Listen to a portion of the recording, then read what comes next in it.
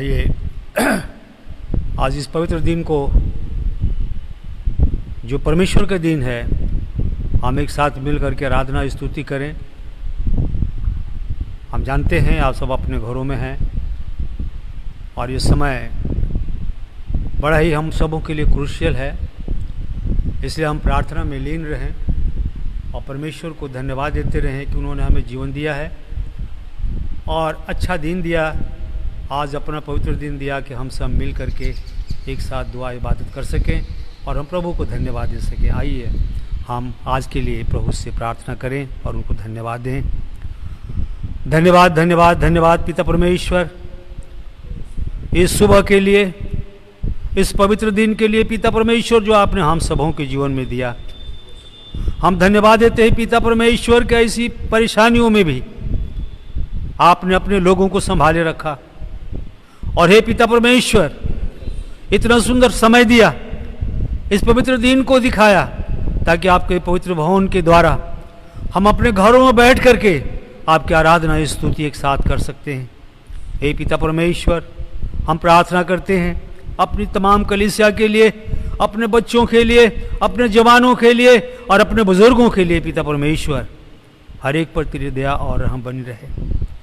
हे हम दुआ करते हैं खास तौर से इस समय आज की आराधना के लिए, तो हम सबों के साथ हो और पिता परमेश्वर आज की पूरी आराधना में हमारी अगुवाई कर, जबकि हम सब अपने घरों में बैठे और पिता परमेश्वर इस आराधना में शामिल हैं। हम दुआ करते हैं अपनी आशीष हर एक घरों पर बराबर से बनाए रख, क्योंकि इस दुआ को पिता परमेश्वर आप ही के पवित्र नाम में मांगते हैं। इसे सुने और ग्रहण करें। आमीन आमीन। आइए आराधना के आरंभ में हम सब, यदि आपके पास गीत की किताब है तो आप हमारे साथ निकाल लेंगे। गीत नंबर 20, हम तेरी ऐ बाप तूने बख्शा हमको, मसीह को कि मुंजी सब दुनिया का हो। इस गीत को हम सब अपने अपने घरों में गाएंगे। यदि आप खड़े हो सकते हैं हमारे साथ तो आप अपने घरों में खड़े हो सकते हैं। यदि आपको बैठकर ही गा सकते हैं तो आप बैठकर ही गाइए, जैसे आपको कंफर्ट हो उस प्रकार से गाइए। लेकिन इस भजन में, इस इबादत के भजन में हम एक साथ होकर के इस गीत को गाएंगे। हम तेरे ऐ बाप तूने बख्शा हमको, मसीह को की मुंजी सब दुनिया का हो। हालेलुया तेरी हामद हो, हालेलुया सदा, हालेलुया तेरी हामद हो पे हमको जिला। हम तेरी मसीह के तो हुआ इंसान, साले पर जान दे के फिर गया आसमान। हालेलुया तेरी हामद हो, हालेलुया सदा, हालेलुया तेरी हामद हो पे हमको जिला। हम तेरी पाक्रोध आपने रोशनी चमका, कर्जा है मसीह को हिदायत परमा। हालेलुया तेरी हामद हो, हालेलुया सा हालेलुया तेरी हम दो पेरा को जिला तारीफ हो और हम आए रहे मोरे मां तो हमको खरीद करके बख्शता आसमान हालेलुया तेरी हम दो हालेलुया सदा हालेलुया तेरी हम दो फिर हमको जिला फिर हमको जिला अपना प्यार दिल में भर और हर एक की जान को मोनावर तो कर हालेलुया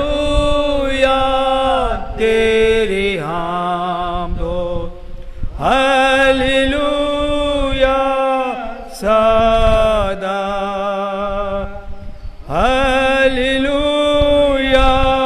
तेरी हम दो फिर हमको जिला फिर हमको जिला सबको मौत से जिला और सब खोए हुओं को घर में फेरला हालेलुया तेरे हम दो हालेलुया सदा हालेलुया तेरे हम दो फिर हमको जिला हम अपने स्थानों पर जहाँ हैं वहाँ खड़े रहें और बैठे हैं तो कोई बात नहीं है, हमारे साथ निकाल लीजिए पीड़ितों का विश्वास वचन जो किताब की शुरू में है, और यदि याद है तो अपनी स्मरण शक्ति से हम इस विश्वास में शामिल हों। एक साथ इसको हम पढ़ेंगे, हम पढ़ते हैं उसके साथ साथ हमारे साथ आप भी पढ़िए। मैं विश्वास करता हूँ सर्वशक्तिमान परमेश्वर पिता पर जो स्वर्ग और पृथ्वी का सृजनहार है, और उसके इकलौते पुत्र हमारे प्रभु यीशु मसीह पर जो पवित्र आत्मा से देहधारी होकर मरियम नाम कुंवारी से उत्पन्न हुआ, पैंतुस पिलातुस के राज्य में दुख उठाया, क्रूस पर चढ़ाया गया, मर गया और गाड़ा गया, तीसरे दिन मृतकों में से जी उठा, स्वर्ग पर चढ़ गया और सर्वशक्तिमान ईश्वर पिता के दाहिने हाथ जा बैठा, जहाँ से वह जीवितों मृतकों का न्याय करने को फिर आएगा। मैं विश्वास करता हूँ पवित्र कलीसिया पर, पवित्र चरित्र कलीसिया पर, पवित्र लोगों की संगति, पापों की क्षमा, देह के जी उठने और अनंत जीवन पर। आमीन। आप अपनी जगहों पर बैठ जाएं और ये समय होगा कि हम कलीसियाई तौर पर प्रार्थना में शरीक हों। आइए हम अपने स्वरों को झुकाएं और बड़ी संजीदगी के साथ हम प्रभु से प्रार्थना में निवेदन करें और उनको धन्यवाद के साथ में सारी बातों के लिए हम प्रार्थना करें। पवित्र पवित्र पवित्र सेनाओं के यहोवा, हमारे उद्धारकर्ता प्रभु यीशु, हम आपको धन्यवाद देते हैं इस सुंदर अवसर के लिए, इस पवित्र दिन के लिए जो आपका विश्राम दिन है। हे पिता परमेश्वर, आपने ये अच्छा दिन दिया, पवित्र दिन दिया, ताकि हे पिता परमेश्वर हम आपकी आराधना स्तुति कर सकें। आपने हफ्ते भर अपने लोगों को संभाल के रखा और पिता परमेश्वर अपनी महिमा के लिए तैयार करता रहा। हम इसके लिए धन्यवाद करते हैं। हम धन्यवाद देते हैं पिता परमेश्वर तेरे उस असीम कृपा के लिए जो तूने अपने लोगों पर दिखाया है। इतनी परेशानियां हैं, इतनी तकलीफें हैं, हम अपने घरों में हैं पिता परमेश्वर, फिर भी तू हम लोगों की सुधि लेता है। तू पिता परमेश्वर अपने लोगों को संभाल के रखा है। हम तेरी सुरक्षा भरी बाहों के लिए तेरा धन्यवाद करते हैं और धन्यवाद करना चाहते हैं प्रभु इस बात के लिए भी कि तूने अवसर दिया कि इस ऑनलाइन टेक्नोलॉजी के द्वारा हम तेरी आराधना स्तुति कर सकें। हे प्रभु, हम प्रार्थना करते हैं खासतौर से अपने चर्च के तमाम बुजुर्ग भाई बहनों के लिए, तो उन्हें संभाल के रख क्योंकि वो तेरी अमानत है। तूने पिता परमेश्वर उनको कलीसिया की अगुवाई के लिए रखा हुआ है। इस महामारी से तू उनकी सुरक्षा कर, तो उनकी रक्षा कर पिता परमेश्वर। उसी प्रकार से हम दुआ करना चाहते हैं अपने नौजवानों के लिए जो कि उनके अंदर किसी न किसी प्रकार की एक उत्तेजना है, परेशानी हालत में है। अरे पिता परमेश्वर, तूने अपने वचन को याद दिला कि अपने जवानी के दिनों में तू अपने सृजनहार को याद कर और हर एक काम उसी के नाम से शुरू कर। उनके अंदर के सारी उत्तेजनाओं को तू खत्म कर, शांत बन दे, शांत बन दे पिता परमेश्वर, क्योंकि वो तेरे भविष्य हैं और कलीसिया के स्तंभ हैं। इन परिस्थितियों से न घबराएं, परंतु इन परिस्थितियों का तेरे वचनों के सहारे बड़ी दृढ़ता का सामना करें और अपने परिवारों को संभालें। हम तुझसे दुआ करना चाहते हैं पिता परमेश्वर अपनी कलीसिया के तमाम बच्चों के लिए, नौनिहालों के लिए, उन पर तेरी आशीष, हर एक दुख और बीमारी से तू बचा के रख। हे पिता परमेश्वर, हर तरह से उनकी सहायता और मदद कर ताकि वो तुझ में बने रहें। और पिता अपने दिल डौल में तू उन्हें बढ़ाता चला जा। किसी भी कलीसिया के भाई बहन को किसी प्रकार की कोई समस्या, कोई दुख, कोई बीमारी, कोई चिंता, कोई परेशानी यदि है, अपने पवित्र नाम से उसे दूर कर और पिता परमेश्वर एक खुशहाल जीवन दे।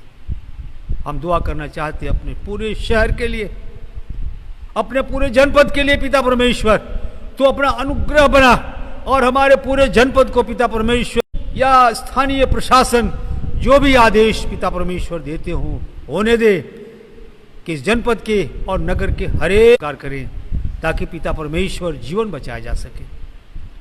हम प्रार्थना करना चाहते हैं अपने पूरे देश के लिए पिता परमेश्वर, पूरे देश के साथ हमारे तो अपना अनुग्रह बना पिता परमेश्वर।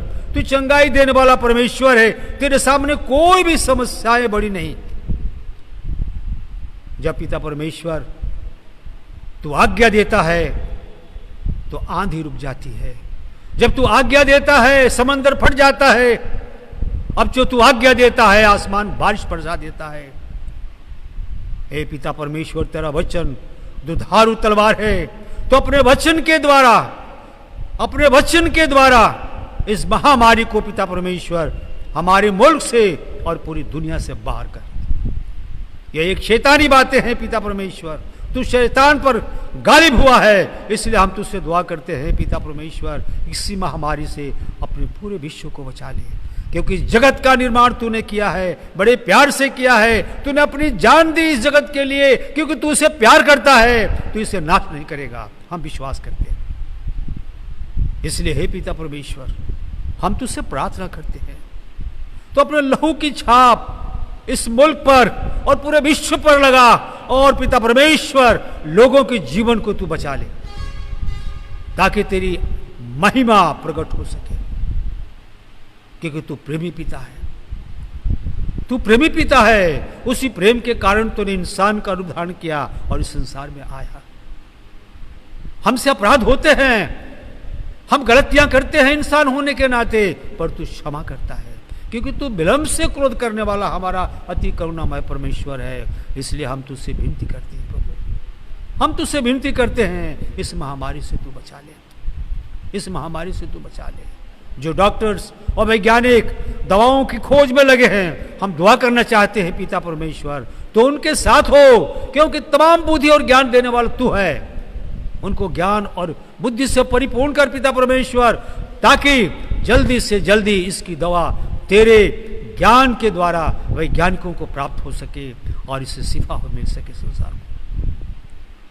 हम दुआ करना चाहते हैं ऐसे परिवारों के लिए जिनके लोग पिता परमेश्वर इस बीमारी के कारण काल कवलित हो गए, तो उन घरों में शांति दे, उनके लोगों को अमन चैन दे पिता परमेश्वर, धैर्य दे पिता परमेश्वर, ताकि इस बड़े दुख को वो सहन कर सके। हे पिता परमेश्वर, हम तुझसे दुआ करना चाहते हैं उन तमाम परिवारों के लिए जो दुख के कारण बहुत ही परेशानी की हालत में है।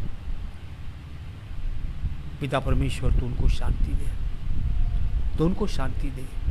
हम विशेष दुआ करना चाहते हैं पिता परमेश्वर डॉक्टर मुकेश पति के लिए, हम उनके लिए दुआ करना चाहते हैं, उनकी पत्नी के लिए, उनकी छोटी बेटी के लिए दुआ करना चाहते हैं, जिनको तूने पिता परमेश्वर अपने पास बुला लिया। और वो दुखी परिवार पिता परमेश्वर जिनका कोई सहारा नहीं संसारिक तौर पर, हे प्रभु तू उनका सहारा है।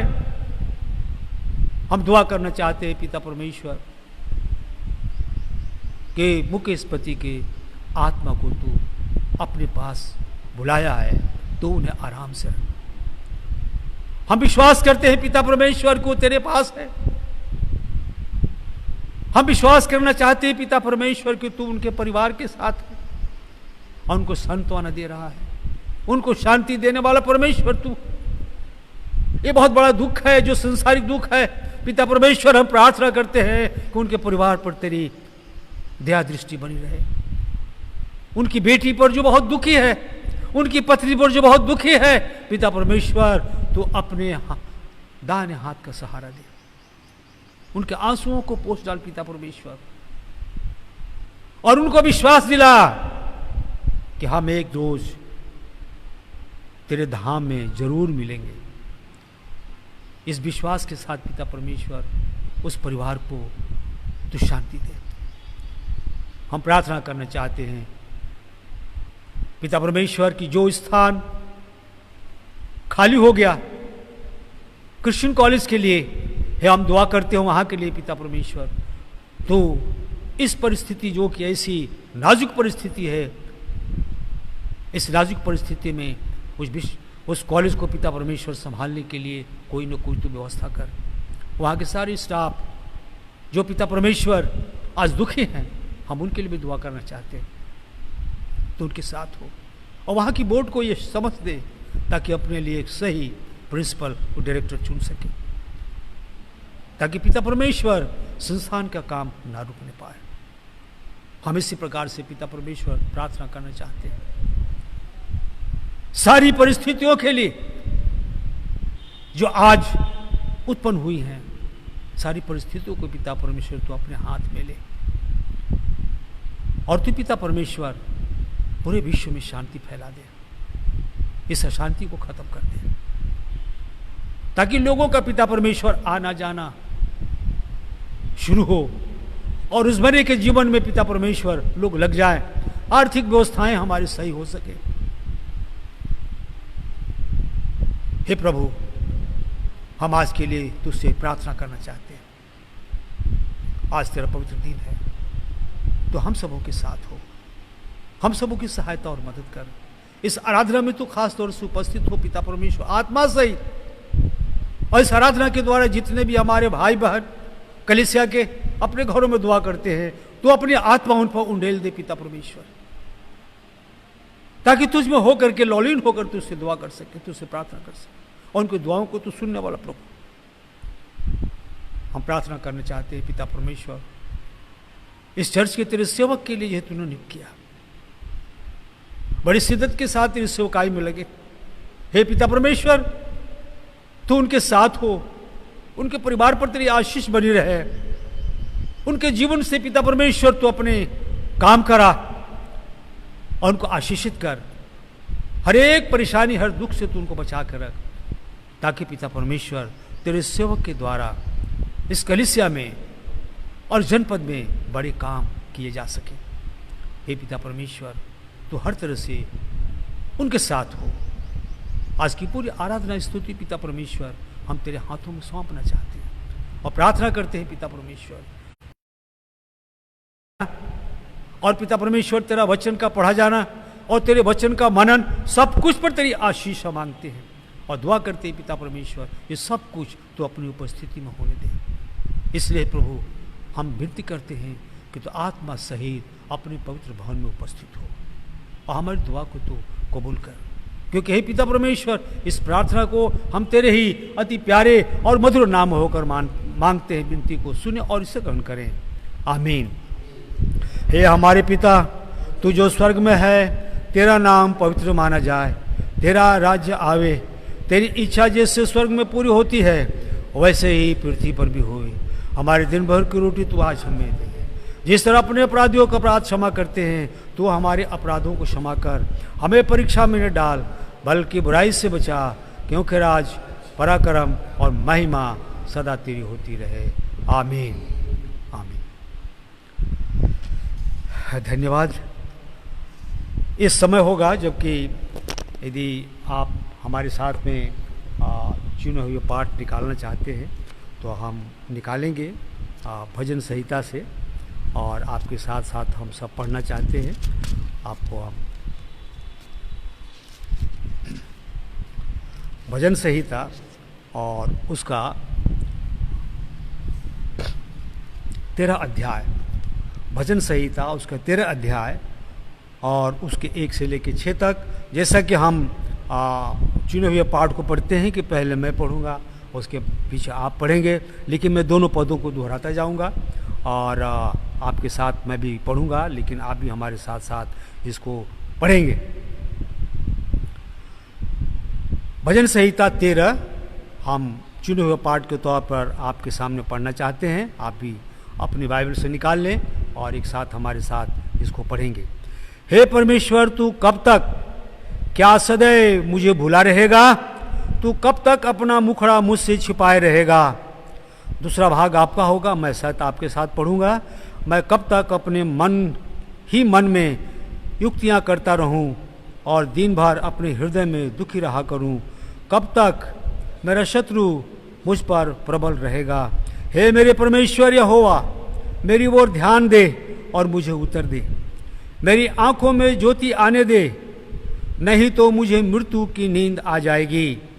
ऐसा न हो कि मेरा शत्रु कहे कि मैं उस पर प्रबल हो गया, और ऐसा न हो कि जब मैं डगमगाने लगूं तो मेरे शत्रु मगन हों। परंतु मैंने तो तेरी करुणा पर भरोसा रखा है। मेरा हृदय तेरे उद्धार से मगन होगा। हम एक साथ पढ़ेंगे। मैं परमेश्वर के नाम का भजन गाऊंगा, क्योंकि उसने मेरी भलाई की है। परमेश्वर की आशीष उसके वचन के पढ़े जाने पर हो। आमीन। हम गाएंगे, ओ सीताएश बाप के और बेटे के और रोल को दो की भी, जैसे पिता में हुई है अभी और रहेगी हमेशा तक। आमीन। आमीन।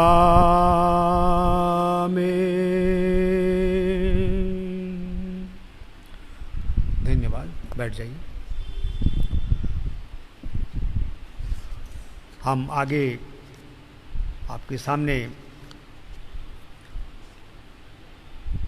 वचन पढ़ना चाहते हैं पवित्र धर्मशास्त्र से, और ये पाया जाता है लूका रचित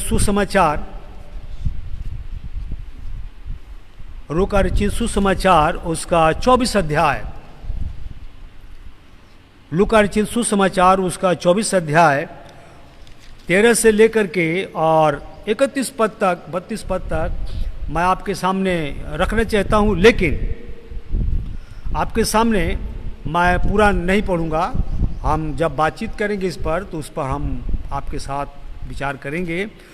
अभी हम आपके सामने 31 से लेकर के और 35 पद तक पढ़ना चाहते हैं। यदि आप हमारे साथ निकाल लें तो लूका रचित 24, लूका रचित सुसमाचार उसका 24 अध्याय और उसका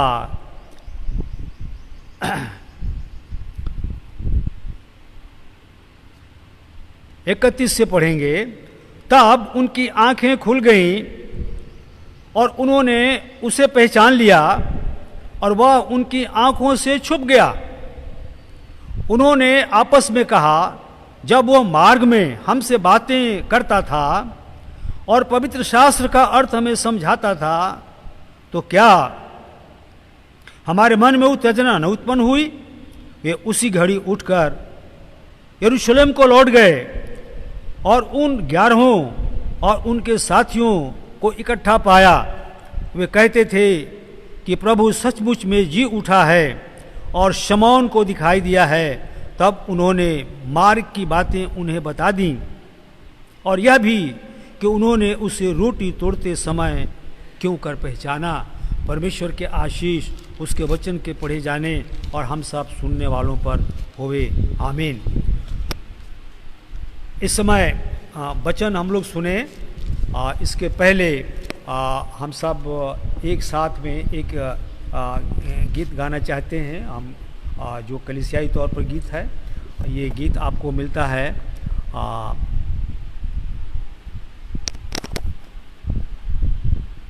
168 नंबर का गीत है। बहुत अच्छा है, बिदारी का गीत है। 168 नंबर का गीत हम सब गाएंगे एक साथ में। आए गुनहगार क्यों गाफिल सोता है, आप जाग के तेरा मददगार यीशु बुलाता है। मैं मानता हूँ, मैं जानता हूँ कि यीशु मुंजी है और उसके हाथ आसमान की कुंजी है।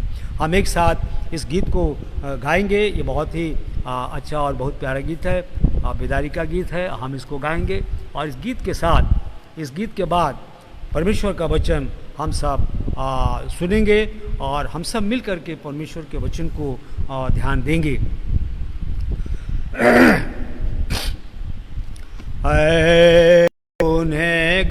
आप खड़े हो जाएंगे, आप खड़े होकर के और इस गीत को हम सब गाएंगे। ऐ गुनहगार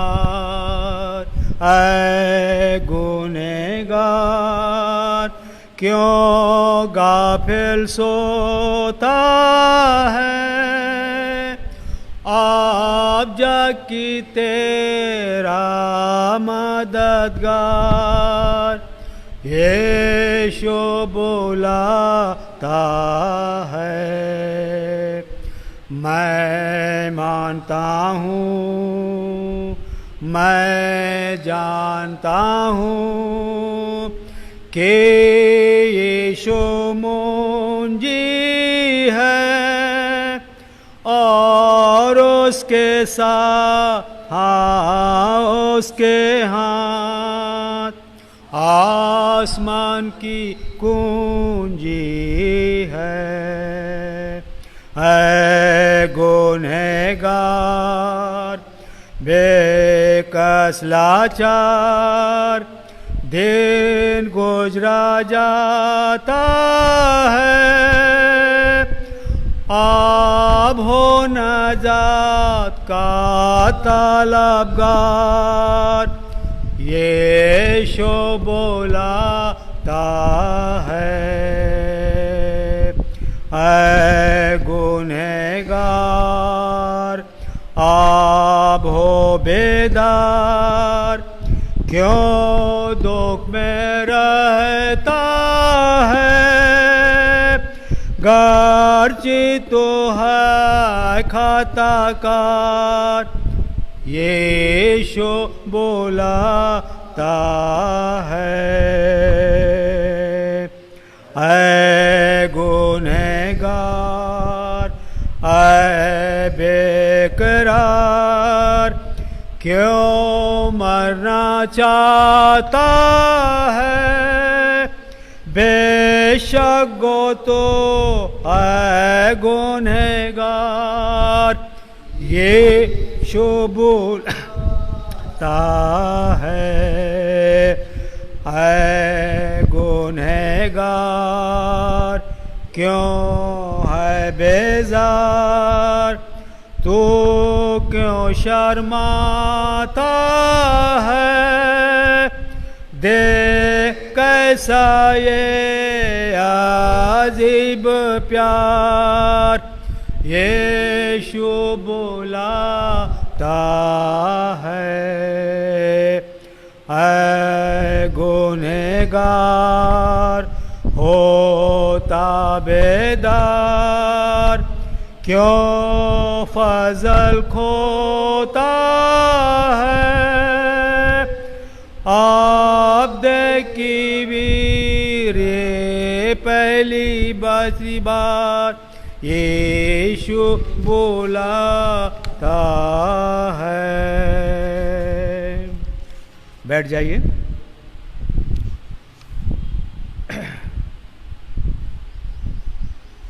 ये समय होगा कि हम सब आज के जो वचन पढ़ा गया, हम उसके ऊपर थोड़ी देर तक चिंतन मनन करें।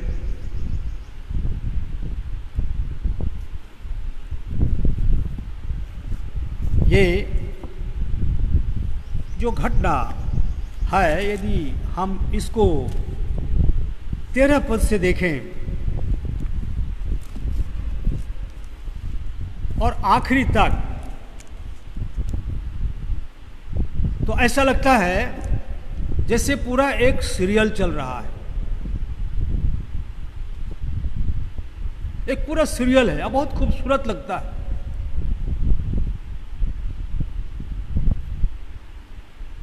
ये बातचीत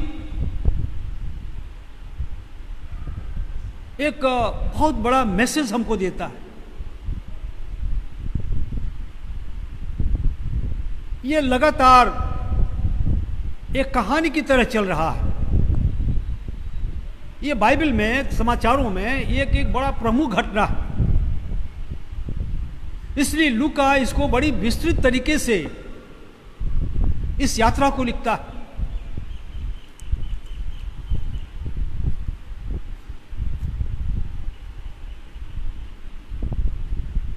इसको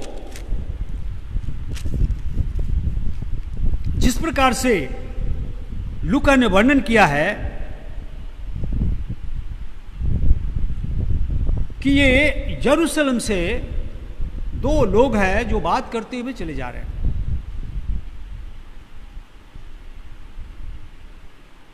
दो लोग हैं जो यरूशलेम से निकले थे और ये अमाउस नगर के रहने वाले हैं,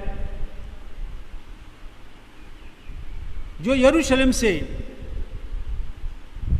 तकरीबन 7 मील की दूरी पर, और संध्या का समय है जबकि यात्रा कर रहे हैं यरूशलेम से। दिन भर जो भी गतिविधियां यरूशलेम में हुई हैं, उन सब को देखने के बाद वो अपने गांव को लौट रहे हैं। ये बड़ा सुंदर वर्णन है, क्योंकि यीशु मसीह का जब क्रूसिफिक्शन हुआ, तब से उसके पहले से एक फसह का त्योहार यरूशलेम में मनाया गया। और पिछले दिनों में हम लोगों ने उसके ऊपर में काफी कुछ चर्चाएं हुई हैं, हमने बातें की हैं, और ये जाना है कि वो फसह के त्योहार में ना केवल यरूशलेम के लोग थे, परंतु देश विदेश के व्यापारी भी आए थे और बहुत से यहूदी आए थे। कुछ बाइबल के और धर्मशास्त्र के विशेषज्ञों का मानना है कि उन दिनों में जब यीशु मसीह को यरूशलेम में सलीबी मौत दी जा रही थी, उस फसह के आनंद को मनाने के लिए यरूशलेम में बाहर से आए हुए लोगों की संख्या लगभग 2.5 से 3 लाख थी। आप अंदाजा लगा सकते हैं कि आज से 2000 साल पहले की आबादी के हिसाब से यरूशलेम के अंदर में इतने लोगों का आना कितने बड़ा हुजूम था।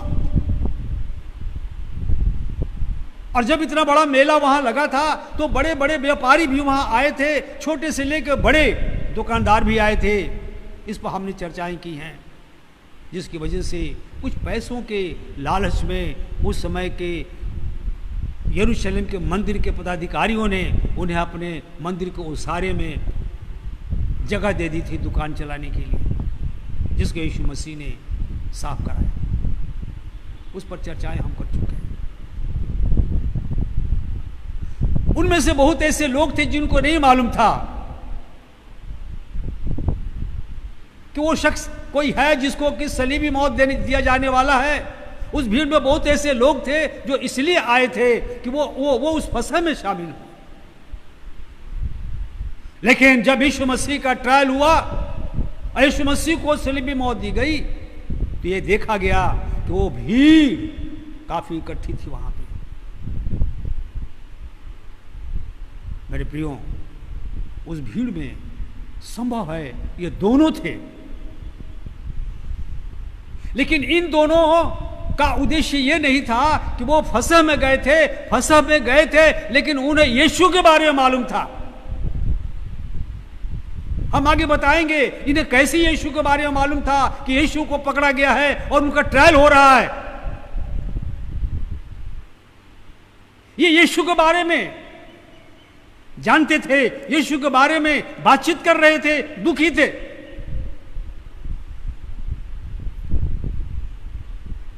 इसलिए लूका ने इस घटना को एक बड़ा महत्वपूर्ण स्थान दिया है। हम इसमें जो वर्सेस हैं, जो पद हैं, पद के हिसाब से हम बात करते हुए चले जाएंगे। दोनों के बातचीत के बीच और कोई दूसरी चर्चा नहीं थी कि वो फसह कैसे मनाया गया, इसकी कोई चर्चा नहीं है। उन दोनों के बीच जो बातचीत चल रही है वो सिर्फ इस बात की चर्चा चल रही है कि यीशु को सलीब दे दिया गया 3 दिन पहले, और वो कहा था कि हम तो यरूशलेम का उद्धार करने वाले हैं, हम तो यरूशलेम को बचा लेंगे। और वो 3 दिन बाद वो बोला था जिंदा होने के लिए, अभी तो कुछ नहीं हुआ। वो यीशु के बारे में बातचीत कर रहे थे। स्पष्ट है कि वो यीशु को जानते थे। उनके बातचीत से स्पष्ट है कि वो प्रभु को जानते थे। इसलिए उनकी बातचीत का सिलसिला सिर्फ और सिर्फ यीशु था। उनकी बातचीत का सिलसिला फसह नहीं था। इस बात का उनके बीच की चर्चा का विषय यह नहीं था कि यरूशलेम के अंदर में इतना बड़ा त्योहार कैसे बन गया। उनकी बात का सिलसिला यह नहीं था कि वो किस प्रकार से बड़े बड़े लोग आए थे। उनकी बातों का विचार था कि यीशु को फांसी दी गई, यीशु को मारा गया, बड़े षड्यंत्र के साथ यीशु को मारा गया। यह उनकी बातचीत का विषय था। मैं यह आपके सामने फोकस करना चाहता हूं। मैं इस पर फोकस करना चाहता हूं। उनके बातचीत का विषय यह था कि यीशु को सलीब दे दी गई जो निर्दोष था। इस बात की चर्चा हो रही थी। 14 पद को यदि हम देखें तो लिखा हुआ है, 24 का 14 पद आप देखें तो उसमें क्या लिखा हुआ है। उस पद में कहता है कि वे इन सब बातों पर जो हुई थी आपस में बातचीत करते जा रहे थे, और कोई दूसरा विषय नहीं था। उनके आपसी कन्वर्सेशन का जो बातचीत थी वो ये थी कि यीशु मसीह को पकड़ लिया लोगों ने, जालसाजी के तहत उनके शिष्य ने पकड़वा दिया, और खास उनको यरूशलेम के अंदर में गोलगोथा पे उनको फांसी दे दी गई। 3 दिनों के अंदर जो घटनाएं घटी हैं यरूशलेम के अंदर, उसकी चर्चा उनकी हो रही थी। पिछले 3 दिनों में जो घटनाएं घटी है उसकी चर्चा वो करते हुए, और वो संडे का दिन था, शबत का दिन था, और वो अपने गांव को चले जा रहे थे। उन सारी बातों बड़े उम्मीद के साथ यरूशलेम में रुके रहे कि संभव है कि कुछ आश्चर्य करते हुए चले जा रहे थे। और 15वें पद में हम देखते हैं कि का समय है, बातचीत करते चले जा रहे हैं तो बड़ा एक अजीब सी घटना घटती है लिखा हुआ है। और जब वो आपस में बातचीत और पूछताछ करते जा रहे थे तो यीशु आप ही पास आकर उनके साथ हो लिया। प्रभु की बड़ाई हो। ये क्या था? ये क्या था? ये जिंदा यीशु था। वो यीशु नहीं था जो 3 दिन पहले का था, हाड़ मांस का। ये वो यीशु था जो जीवित था, आत्मा में था। उनके बातचीत हो रही थी और बातचीत के सिलसिले में बीच में यीशु अचानक उनको यह भी नहीं पता चला हमारे साथ कौन है। वो सोचे कोई राहगीर है। उन्होंने रिकॉग्नाइज नहीं किया कि ये वो यीशु है जिसके साथ हो रहे। ये वो यीशु है जिन्होंने 5000 को खिला दिया, उसमें हम भी शामिल थे। वो यीशु है जिसने मृतक में से मृतकों को जिला दिया, रोगियों को चंगा किया। ये वो यीशु है। उन्होंने पहचाना नहीं यीशु। उन्होंने पहचाना नहीं यीशु को। यीशु का रूप बदल गया। वो आत्मा में था। जब मार्था मगदलीनी को यीशु ने दर्शन दिया तो वो डर गई। और जब यीशु ने परिचय दिया तब मार्था ने उसे छूना चाहा और यीशु ने मना कर दिया। ये वो यीशु था। अजीजों, ये दोनों यीशु के बारे में बातचीत कर रहे थे, दुखी थे। कुछ नहीं हुआ। हमारे विश्वास का परिणाम नहीं मिला। लेकिन यीशु ने साबित किया कि देखो अभी मैं जीवित हूं। और यीशु उनके साथ हो लिया। यीशु उनके साथ बातचीत में शामिल हो गया। यीशु उनके साथ चलने लगा। उस एमाउस के रास्ते पर यीशु चल रहा है। उस एमाउस के रास्ते पर यीशु चल रहा है। 2 राहगीरों के साथ यीशु चल रहा है। हमारे और आपके लिए एक घटना घट सकती है मेरे प्रियो, लेकिन सचमुच में यदि आप गहराई से विचार करें तो यह बड़ी महत्वपूर्ण घटना है। क्योंकि इसमें जो दोनों शख्स हैं उनका कोई ज्यादा वर्णन नहीं है सुसमाचारों के अंदर। सुसमाचारों में इनका बहुत ज्यादा वर्णन नहीं मिलता है। केवल एक जगह इसका आता है वर्णन 19 पद में। यदि हम देखें तो उसने उनसे पूछा कौन सी बातें, वो जो आपस में बातें कर रहे थे ना दोनों, तो यीशु ने उनसे पूछा किस बात के विषय में तुम चर्चा कर रहे हो भाई। देखो यीशु मसीह उनके साथ शामिल हो गए। तो उन्होंने उससे कहा यीशु नासरी के विषय जो परमेश्वर और सब लोगों के निकट काम और वचन में सामर्थी भविष्यवक्ता था। ये था, सामर्थी था। ये कहते हैं यीशु के उस महिमामय शक्ति को स्वीकार करते हैं उसके सामने, यीशु के सामने। और ये दोनों के दोनों यीशु से कहते हैं कि वो परमेश्वर और सब लोगों के निकट काम और वचन में सामर्थी भविष्यवक्ता था। ये गवाही देते हैं यीशु के सामने। वो यीशु से बातें करते हैं, यीशु के विषय में बात करते हैं। कमाल की बात है। यीशु से बात कर रहे हैं, यीशु के विषय में बात कर रहे हैं और यीशु सुन रहे हैं। ये जवाब करने वाला कोई और नहीं, क्लियोपास था। ये क्लियोपास था। ये सिर्फ एक जगह इसका वर्णन है। क्लियोपास का नाम एक जगह उसके पत्नी के नाम से आया है। जब यीशु मसीह को सलीब दी गई, बहुत ढेर सारी महिलाएं थी और इसको केवल यूहन्ना बताता है। यूहन्ना और उसके 19 के 25 पद में कि क्लियोपास की पत्नी मरियम, यह शब्द केवल आया है। क्लियोपास की पत्नी मरियम, इससे स्पष्ट होता है कि एक क्लियोपास अपने परिवार समेत यीशु का शिष्य था, यीशु के सुसमाचारों में शामिल होता था।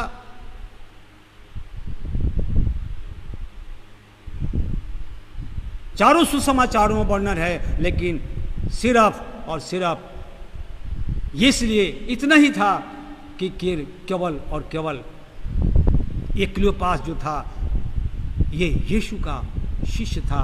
भले उसके 12 में नहीं था, लेकिन उसके विश्वासियों में था।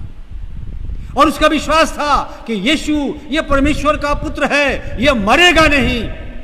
और इसलिए उसको दुख था और वो अपने मित्र के साथ जो अमाउस नगर का था उससे बातचीत करते हुए चला जा रहा था। और यीशु उनसे बातचीत करता है, किसके विषय में तुम बात करते हो? तुम किसके विषय में बात करते हो? ये कितने आनंद की बात है जो अनजाने में सही, परंतु क्लियोपास और उसका मित्र यीशु के बारे में बात कर रहे हैं। वो रास्ता कितना धन्य रास्ता है, अमाउस का मार्ग कितना धन्य मार्ग है, जिस मार्ग में यीशु हो, जिस मार्ग में यीशु हमारे साथ चलता हो, वो मार्ग कितना धन्य मार्ग था। आज मैं इस बात को फोकस करना चाहता हूं। हम अपने जीवन में बहुत से मार्ग में चलते रहते हैं, कितनी यात्राएं करते रहते हैं, हमारी बातचीत का विषय क्या होता है? इसलिए जीजों, हम थोड़ा और आगे बढ़े। 21 पद में आप देखें तो लिखा हुआ है, परंतु हमें आशा थी कि यह इस्राएल का छुटकारा देगा। यीशु से बातें कर रहे हैं। क्लियोपास कहता है कि सुनो भाई, आप पूछा किसके विषय में बात कर रहे हो, तो मैं बता रहा हूं कि हमें आशा थी कि इस्राएल का छुटकारा देगा। और इन सब बातों के सिवाय इस घटना को हुआ 3रा दिन है, लेकिन कुछ नहीं हुआ। यीशु से कह रहा कुछ नहीं हुआ, वो दुखी है, कुछ नहीं हुआ। वो तो हम तो सोचते थे कि ये छुटकारा दे देगा यरूशलेम का, क्योंकि उसके सुसमाचारों को हमने सुना है, हमने उसको सुसमाचारों पर विश्वास किया है, हमने यीशु पर विश्वास किया है, परंतु 3 दिन गुजर गया, कुछ नहीं हुआ। यीशु से बातें करते हुए क्लियोपास यीशु से कहता है। इसलिए 26 में यदि हम देखें तो लिखा है, क्या अवश्य न था कि मसीह ये दुख उठाकर अपनी महिमा में प्रवेश करे? जब ये बातचीत हो रही है और उसने कहा क्या 3 दिन हो गए, तो यीशु ने उनकी सारी बातों को सुनने के बाद अब धीरे धीरे उनके सामने अपने आप को एक्सपोज करता है। वो जान गया कि ये मुझे नहीं पहचान पा रहे हैं, मैं जिस आत्मिक रूप में हूं ये मुझे नहीं पहचान रहे हैं। अब वो धीरे धीरे वो अपनी पहचान बना रहा, उनके बीच में पहचान दे रहा, अपने आप को चाहता है कि ये लोग मुझे जाने। और तब वो कहता है कि क्या यह अवश्य न था कि मसीह ये दुख उठाकर अपनी महिमा में प्रवेश करे? ये तो बहुत पहले सुसमाचारों में मैंने प्रचार करते हुए कहा कि मैं इस मंदिर को 3 दिन में ढाकर उठा खड़ा कर दूंगा और यही परमेश्वर की महिमा होगी। तो ये उस बात को याद दिलाते यीशु कि क्या तुम्हें अवश्य न था कि मसीह ये दुख उठाकर अपनी महिमा में प्रवेश करे? ये इस बात का इशारा था कि मैं भी उसके विषय में जानता हूं। यीशु ने खुद को उनके सामने एक्सपोज किया कि मैं भी उसे जानता हूं। ये होना था। इसलिए मेरे दोस्तों, जो तुम बात करते जा रहे हो, ये तो होना था और इसलिए हुआ। और तब उसने मूसा और सब भविष्यवक्ताओं 27 में देखें, तब उसने मूसा से और सब भविष्यवक्ताओं से आरंभ करके सारे पवित्र शास्त्रों में से अपने विषय में बातों का अर्थ उन्हें समझा दिया। और ये बात करते करते जब वो सारी बातें भविष्यवक्ताओं के द्वारा जो यीशु मसीह के बारे में कही गई, जन्म से लेकर मृत्यु तक और जीवित होने तक सारी बातें उसने मार्ग में बता दी। शाम हो गई। ये बात करते करते जब यीशु ने बोलना शुरू किया तो दोनों सुनने लगे। नहीं लिखा है लूका ने, लेकिन दोनों सुनने लगे उसकी बातें, क्योंकि वो स्थाई की बातें, भविष्यवक्ताओं की बातें जब उसने कहनी शुरू की तो बड़े गौर से सुनते रहे कि अभी मसीह को जानता है। और उन्हें बड़ा आनंद आने लगा कि ये मसीह का एक मित्र मिल गया हमें, चलो हमारा रास्ता कट जाएगा। और वो बात करते करते गांव तक पहुंचे, शाम हो गई। अब देखो क्या कल्चर कहता है, उनकी संस्कृति क्या कहती है, वो छोड़ देते कि चले जाओ जहां जाना हो, लेकिन शाम हो रही थी। तो यीशु उनको गांव में छोड़ करके उसी पर आगे बढ़ना चाहता था। लिखा हुआ है आगे बढ़ना चाहता था, लेकिन क्या सच था वो आगे जाना चाहता था? नहीं जाना चाहता था, नहीं जाना चाहता था, लेकिन उसने उसने उसने उनको जताया कि मैं आगे जाऊंगा, उसने जताया कि मैं आगे जाऊंगा। लेकिन क्या हुआ आप देखेंगे कि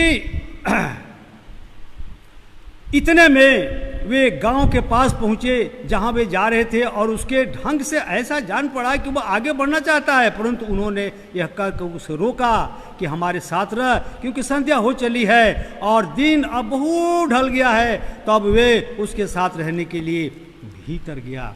मेरे प्रियो, यीशु ये चाहता था उनके साथ संगति करना। ये तो उसने शो किया कि मैं जाना चाहता हूं आगे, लेकिन उन्होंने अपने कस्टम के हिसाब से कहा कि शाम हो गई, हम मेहमानदारी करना चाहते हैं, आज रुक जाओ यहीं पे, कल चले जाना। मसीह ने कोई विरोध नहीं किया, क्योंकि वो रहना चाहता था। उनके द्वारा अपने बारे में, अपने शिष्यों के बारे में कुछ कहना चाहता था, उनके विश्वास को मजबूत करना चाहता था। इसलिए मसीह उनके साथ इस अमाउस के रास्ते में साथ साथ चला। आपको याद होगा, आपको याद है कि जब यीशु मसीह ने अपने शिष्यों को जॉन द बैप्टिस्ट के पास भेजा कि जाओ जॉन द बैप्टिस्ट से पता करो कि ये वही है या हम दूसरे की बाट जो हैं, ये कौन है, क्या वही है। और शिष्यों ने जब गए, उधर से लौट के आया तो बातचीत हो कि नहीं, यही बपतिस्मा देने वाला यूहन्ना है। तो क्या देखने गए थे? घास को हिलते डुलते, हवा को चलते हुए। ये क्या था? एक तरह का मजाक। लोग कहते हैं, बहुत से लोगों को डाउट है कि यीशु मसीह को थोड़ा कंफ्यूजन था यूहन्ना बपतिस्मा देने वाले के बारे में। कोई कंफ्यूजन नहीं था, यीशु को कोई कंफ्यूजन नहीं था। यीशु अपने कुछ कामों के द्वारा लोगों को बताना चाहते थे कि दृढ़ता क्या, विश्वास क्या। वो अपने शिष्यों को बताना चाहते थे कि वही एलिया जो आना था आ चुका है, जो मेरे आगे आया और मेरे विषय में प्रचार करता है, ये वही है। आज भी वही बात है, यहां भी वही बात आती है। यीशु जिंदा होने के बाद दोनों को ये सिर्फ दिखाना चाहता था कि मैं आगे जाना चाहता हूं, लेकिन वो उससे आगे नहीं जाना था, क्योंकि उसे और शिष्यों को भी खबर देनी थी। इसलिए इनके घर में रुक गया, इनके घर में रुक गया, इनके साथ रुक करके। और वो 29 में लिखा हुआ है, 29 में लिखा हुआ है कि परंतु उन्होंने ये कहकर उसे रोका कि बहुत संध्या हो गई और दिन बहुत ढल गया है। तब वह उनके साथ रहने के लिए भीतर गया। मेरे प्रियो, ये यीशु मसीह उनके बीच में, उनके साथ रात गुजारी, उनके साथ गए, शामिल हुए, और बिना किसी विरोध के, क्योंकि यीशु चाहते थे कि मैं इनके साथ रहूं। और 31 और 32 पद को, यदि 30 और 31 पद को हम देखें तो बहुत सी बातें हमको मालूम हो जाती है। जब वह उनके साथ भोजन करने बैठा तो उसने रोटी लेकर धन्यवाद किया और उसे तोड़कर उनको देने लगा।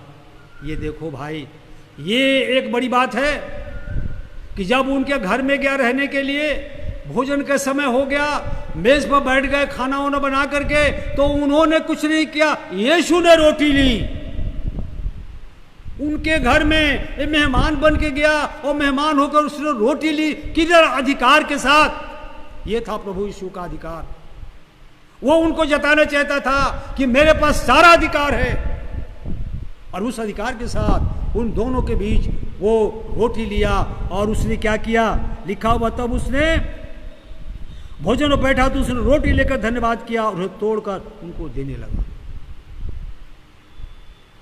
जब तोड़कर उनको देने लगा तो 31 पद में लिखा, क्या लिखा हुआ है? तब उनकी आंखें खुल गई और उन्होंने उसे पहचान लिया और वह उनकी आंखों से छुप गया। मेरे प्रिय भाई बहनों, एक ऐसी घटना जिसके बारे में लोग खूबसूरत मंजर था जब अमाउस के मार्ग पर यीशु उनके साथ चलता रहा। कितना सुंदर माहौल हुआ जब रोटी ली और उसने धन्यवाद दिया और तोड़ कर दी, तब उनकी आंखें खुल गई। ये कौन सी आंखें थी जिन्होंने उसको नहीं पहचाना? लूका क्यों लिखता है कि उनकी आंखें खुल गई? क्योंकि उनकी संसारिक आंखें थी। उन्होंने अपने संसारिक आंखों से यीशु को देखा था, उसी संसारिक विश्वास पर उन्होंने यीशु से आशा की थी। लेकिन यीशु ने कहा कि मैं इस जगत का नहीं, मैं इस संसार का नहीं हूं।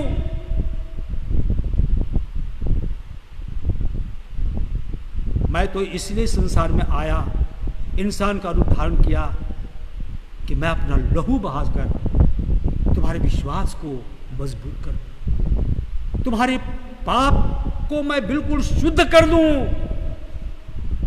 मैं तो इसलिए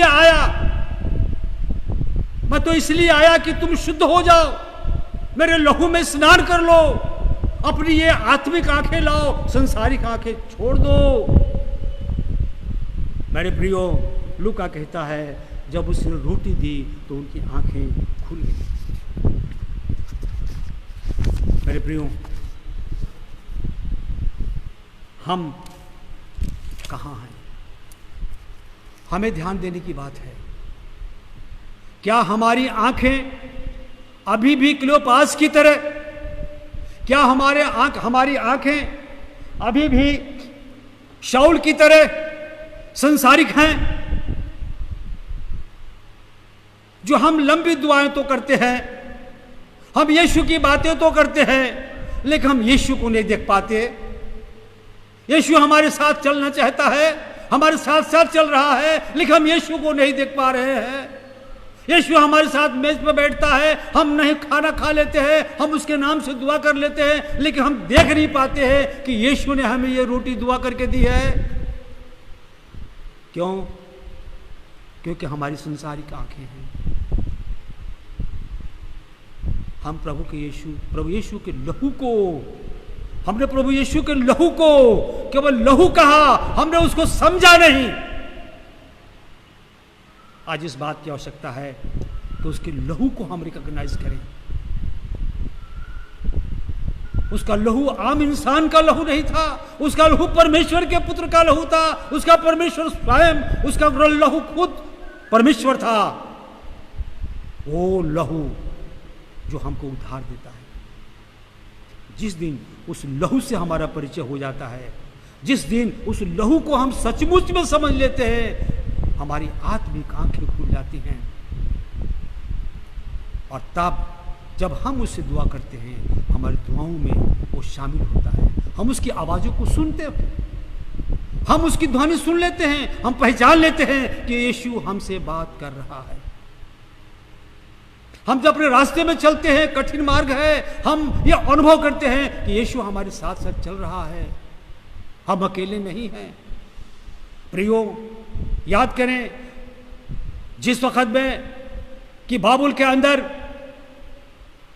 नबूकदनेस्सर ने अपने यीशु के तीनों शिष्यों को अग्नि में डाल दिया था। बड़ा आश्चर्यजनक काम हुआ था। हाँ? एक चौथा व्यक्ति भी उसमें नजर आ गया। क्या लिखा हुआ है? वह मनुष्य के पुत्र का सा था। परमेश्वर कभी आपको अकेला छोड़ता नहीं, बस आपके पास दृष्टि होनी चाहिए। क्लियोपास के पास वो दृष्टि नहीं थी, उसके मित्र के पास वो दृष्टि नहीं थी। सिर्फ वो उसके जिस्मानी शरीर और उसके सुसमाचार पर विश्वास कर रहे थे, इसलिए यीशु उनके साथ साथ चला यरूशलेम से। वो पहचान नहीं सके यीशु जिंदा है। और जब उनकी आंखें खुली तो वो रात को सो नहीं सके, यीशु वहां से गायब हो गया। और तब उनको विश्वास हुआ, सचमुच ये वही यीशु जिंदा हुआ। आज यीशु का दर्शन हमने पा लिया, धन्य हो गए। और वो दौड़ते दौड़ते दौड़ते यरूशलेम को चले गए। और प्रियो, जाकर के वहाँ शिष्यों को बताया और शिष्यों को बड़ा आनंद हुआ। उनके विश्वास में बड़ी मजबूती आई, बहुत ही ज्यादा मजबूती आई। मेरे प्रियो, सबसे बड़ी बात यही है कि हम प्रभु के लहू में अपने आप को क्लीन कर लें, साफ करें अपने आप को, और इस बात को हम स्वीकार करें कि यीशु सचमुच आज जीवित है। हम उससे लगन के साथ प्रार्थना करें, आंसुओं से प्रार्थना करें, हमारी दुआओं को सुनेगा, अपने लहू की छाप पूरे विश्व पर लगाएगा। ये जो महामारी आई है इस महामारी को दूर भगाएगा, उसका लहू इस महामारी को दूर भगाएगा। यह विश्वास के साथ मैं कहता हूं। आप विश्वास के साथ प्रभु से प्रार्थना कीजिए, अपने अपनी जगहों पर अपने प्रभु से प्रार्थना कीजिए, क्योंकि वो हमारा उद्धार करता है।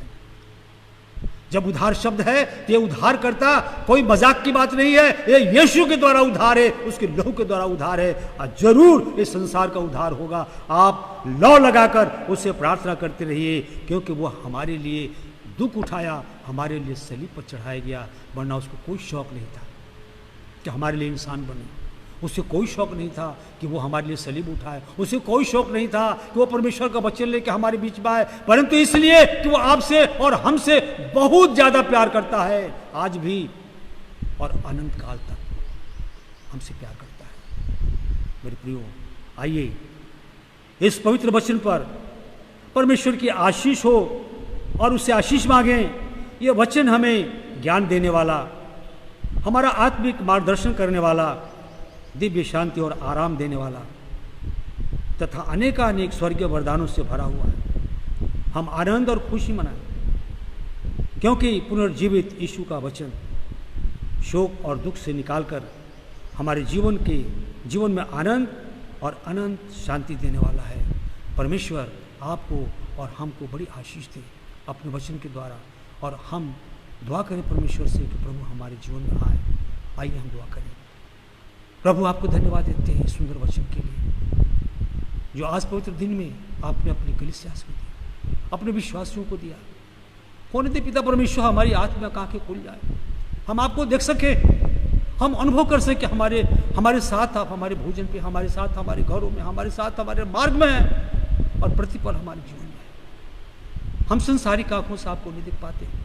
काश पिता परमेश्वर शाऊल की तरह, क्लियोपास की तरह हमारी आंखों को खोल दे, हमारी दिव्य दृष्टि खोले पिता, ताकि हम आपको देख सके, हम आपको देख सके, आपको छू सके, आपसे बातचीत कर सके, और आपकी दिव्य रोशनी हम देखने पाए। आपके वचन को आदर और महिमा मिले प्रभु। सब कुछ आपके प्रिय नाम होकर मांगते, सुन ग्रहण करें। आमीन।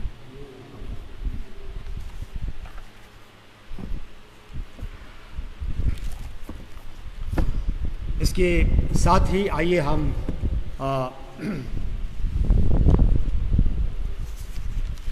एक स्पेशल गीत होगा जो आपके सामने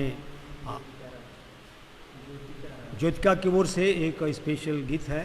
बहुत बहुत धन्यवाद ज्योतिका।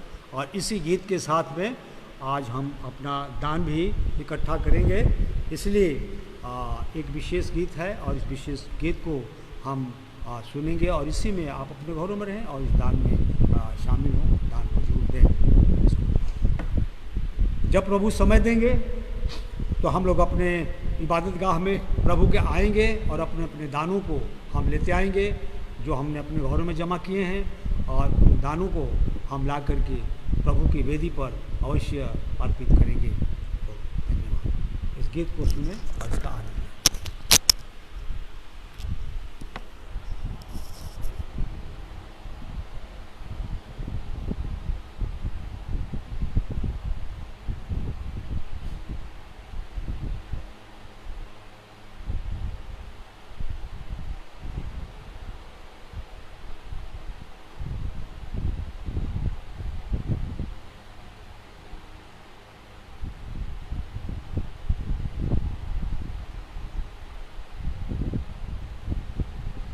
अभी जब तक कि कोई सूचना नहीं होती है, हम जो सरकारी आदेश है हम उसका पालन करते रहें और बड़ी ईमानदारी से पालन करें, इसी में जीवन है। और किसी प्रकार की ऐसी सूचना होगी जरूर पासवानपुर से आप तक पहुंचाई जाएगी। और तब तक आप जरूर अपने घरों में रहें और ज़रूर दुआ करते रहें। और अभी इस गीत का जो विशेष गीत है आप इसका आनंद लें और अपने अपने दानों को इसी गीत के माध्यम से जमा करें। धन्यवाद।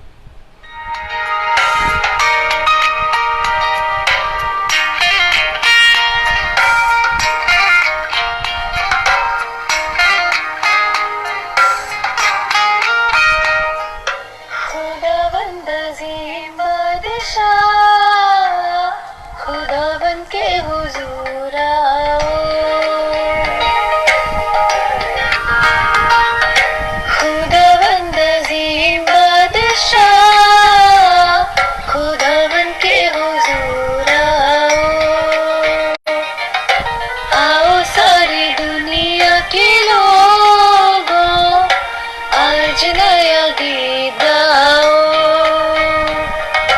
खुदावंद का नाम मुबारक का हो,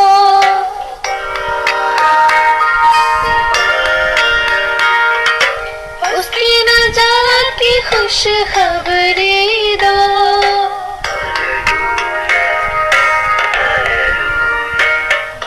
खुदावंद का नाम मुबारक का हो, उसकी नजात की खुश खबरी दो, उसकी नजात की खुश खबरी दो, खुदावंद अज़ीम बादशाह, खुदावंद के हुजूर आओ,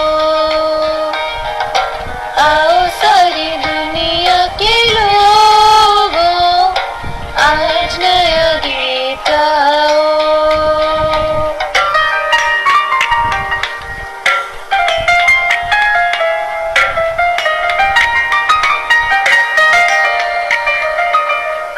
दुनिया में उसके जलाल का, लोगों में उसके हर काम का,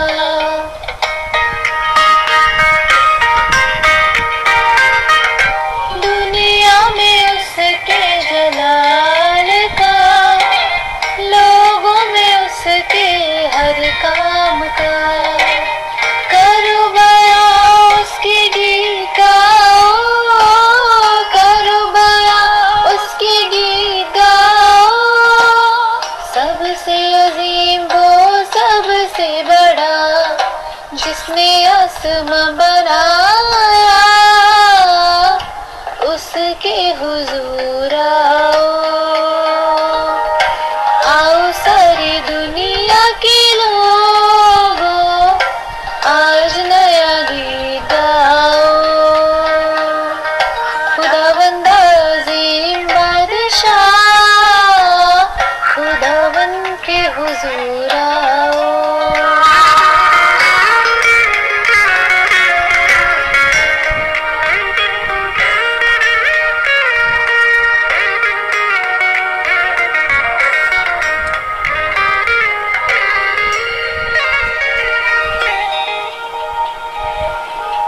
सजदा करे पाक दिल से यहाँ, जिंदा कुर्बानी लाए यहाँ,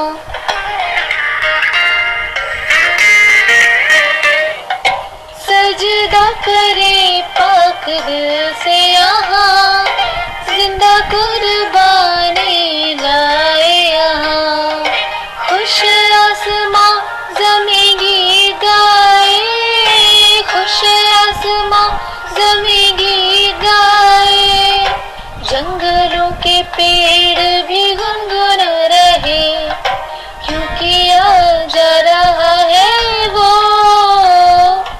आज तुम जरूर आओ, आओ सारी दुनिया के लोगों, आज नया गीत गाओ, खुदावंद अज़ीम बादशाह, खुदावंद के हुजूर आओ, खुदावंद का नाम मुबारक का हो,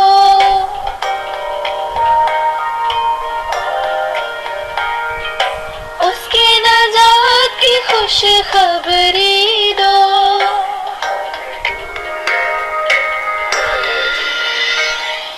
खुदावंद का नाम मुबारक का हो, उसके नजात की खुश खबरी दो, उसके नजात की खुश खबरी दो, खुदावंद अज़ीम बादशाह, खुदावंद के हुजूर आओ, आओ सारी दुनिया के लोगों, आज नया गीत गाओ।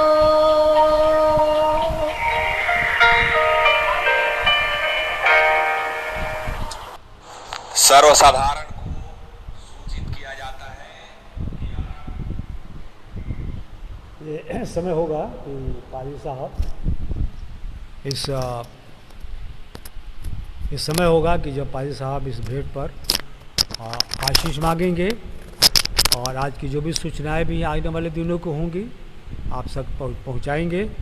और इसी के साथ में अपने आशीर्वचन के द्वारा हम आज की इस आराधना को समाप्त करेंगे, पाजी साहब का आशीर्वचन और सूचनाओं के साथ ही। तो मैं पाजी साहब को बुलाना चाहता हूं कि पाजी साहब आएँ और इस पर आशीष वचन मांगें। धन्यवाद। बहुत बहुत धन्यवाद अपने परमेश्वर के दास विमल भाई के लिए और सुंदर वचन के लिए कि सचमुच यीशु हम लोग के साथ हैं और यीशु हम लोग से बातचीत कर रहा है और यीशु मसीह रोज़ हमारे साथ रहता है। बस हमें अपनी आत्मिक आंखें खोल करके उसको देखने की आवश्यकता है, उसको पहचानने की आवश्यकता है। बहुत अच्छा उन्होंने आज का सुसमाचार हमारे बीच में रखा है। परमेश्वर अपने दास को, हमारे विमल राय भैया को बड़ी आशीष और बरकत दे। हम परमेश्वर का धन्यवाद देते हैं इस बात के लिए कि आजकल लॉकडाउन है और हम सोशल डिस्टेंस बनाए हुए चर्चेस में इकट्ठे नहीं हो पा रहे हैं, लेकिन इसकी बात के लिए हम चिंता ना करें, ना परेशान हो, क्योंकि आज चर्च बिल्डिंग में बंद है, लेकिन हर घर चर्च बना हुआ है, हर बच्चा चर्च बना हुआ है, हर जवान चर्च बना हुआ है और हमारे सारे मसीह भाई बहन लोग आज चर्च बने हुए हैं। इसलिए जो आप चर्च हैं प्रभु की, अभी हमें मालूम हुआ कि बहुत से लोग चैन प्रेयर भी कर रहे हैं और चैन प्रेयर के साथ साथ व्यक्तिगत प्रार्थनाओं में भी लोग आगे बढ़ रहे हैं, बाइबल स्टडी कर रहे हैं और रात दिन दुआएं कर रहे हैं। तो परमेश्वर हम सब की प्रार्थनाओं को ज़रूर सुनेगा और बहुत जल्दी हम लोग को इससे निजात मिलेगा कि हम लोग इस कोरोना के वायरस हट सके और लॉकडाउन ख़त्म हो सके और हम सब मिल सके। आने वाले संडे को भी हम लोग प्रभु ने चाहा तो ऑनलाइन मिलेंगे और प्रभु की आराधना करेंगे।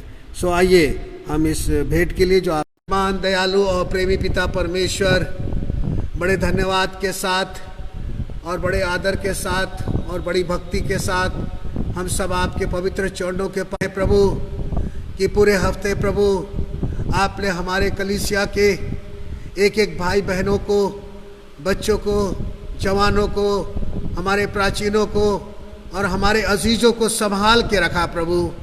और परमेश्वर ये अनुग्रह दिया कि आज के पवित्र दिन में हम अपने स्थानों में जमा होकर आपकी हम्द सिताइश और आपकी महिमा कर सकें, अच्छे गीतों को गा सके प्रभु, और उन पवित्र वचनों को सुन सके प्रभु जो हमारे पाँव के लिए दीपक और मार्ग के लिए उजियाला है। कि प्रभु तो इस मुसीबत के समय में भी आज हम लोग के साथ है प्रभु जी। और प्यारे प्रभु यीशु, अब हमारी आंखों को खोलिए, जब हम आपकी रोटी को तोड़ते हैं तो प्रभु हम आपको पहचान सके। हाँ पिता परमेश्वर, क्योंकि तू हम सब के साथ रहने वाला प्रभु है। हाँ पिता, हम तेरा धन्यवाद देते हैं आपके दास, आपके भक्त, आपके चुने हुए प्रभु यीशु मसीह बंदे के लिए, प्रभु विमल भैया के लिए कि जिन्होंने आज आपने इस्तेमाल किया है। प्रभु इस वचन पर तेरी आशीष हो और तेरी महिमा के लिए ये वचन होने पाए। हाँ पिता, हम तेरा धन्यवाद देते हैं कि आज तेरे वचन के अनुसार हम लोग खाली हाथ आपके पास नहीं आए, लेकिन जो कुछ लाए हैं प्रभु उसको आप ग्रहण करिए। यह आपके राज के लिए, आपकी सेवा के लिए, आपकी महिमा के लिए और आपके काम के लिए इस्तेमाल किया जाए। हर एक देने वाले को बड़ी आशीष और बरकत दीजिए। आज अपने जीवनों को प्रभु, अपने प्रिय परिवारों को आपके हाथों में हम समर्पण करते हैं और विनती करना चाहते हैं, यदि हमारे बीच में कोई भी किसी प्रकार की बीमारी से ग्रसित है तो यीशु के नाम से उसकी तमाम बीमारियां जाती रहे। हाँ पिता, जितने लोग भी आज कोरोना के वायरस से प्रभु ग्रसित है, आप उनको चंगाई दीजिए। और पिता, जो प्रभु ये शोकित परिवार है, दुखित परिवार है, उनको शांति दीजिए। विशेष तौर से मुकेश पति उनके परिवार को शांति दीजिए प्रभु जी। और पिता परमेश्वर हमारे बीच में भी अपनी शांति, अपनी दया को बनाए रखिए। हम सारे परिवारों को, अपने आप को, अपनी कलीसिया को, कलीसिया के तमाम जनों को तेरे हाथ में सौंपते हुए ये विनती प्रार्थना प्रभु यीशु मसीह के नाम से मांगते हैं, आमीन। हम आशीर्वाद वचन से विदा होंगे। अब प्रभु यीशु मसीह का अनुग्रह, परमेश्वर पिता का प्रेम और पवित्र आत्मा की संगति हम में से हर एक के साथ और उन तमाम पवित्र कलीसियाओं के साथ अब से लेकर हमेशा तक होती रहे, आमीन, आमीन, आमीन।